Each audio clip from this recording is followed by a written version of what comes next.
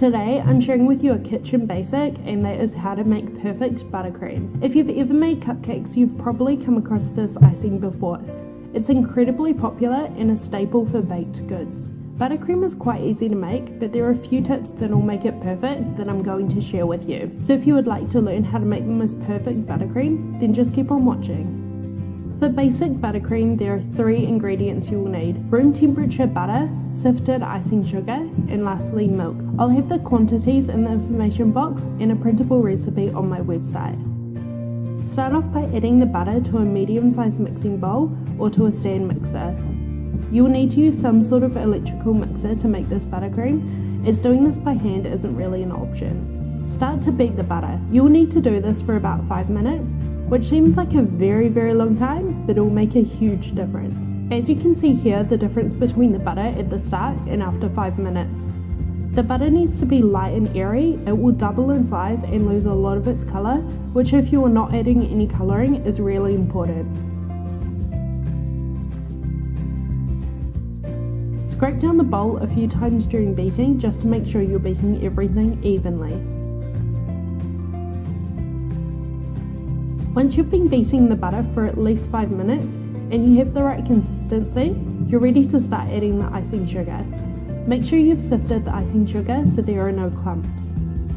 Add this about half a cup at a time, beating for a minute in between each addition so the icing sugar gets combined in well.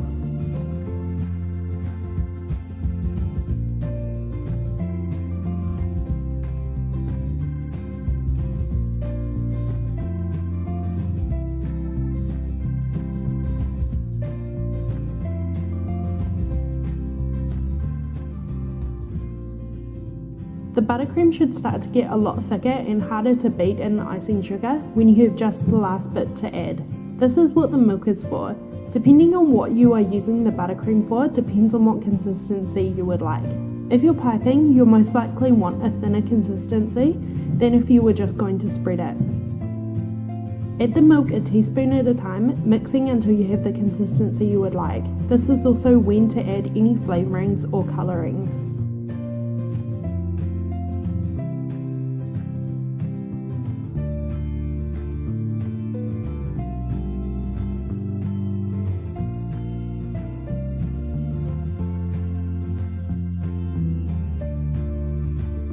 For piping the icing, I'm using a disposable piping bag and a Wilton 2D tip.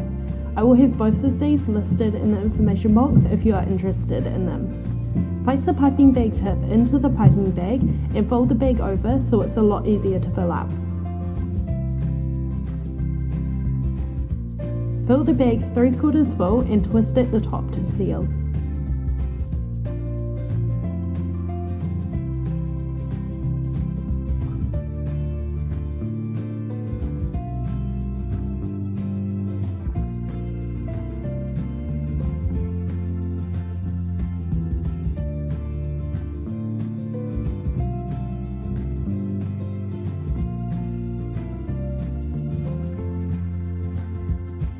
Now you're ready to pipe. Alternatively, you can just use a knife to spread the icing onto the cupcakes or a cake or whichever item you would like to ice.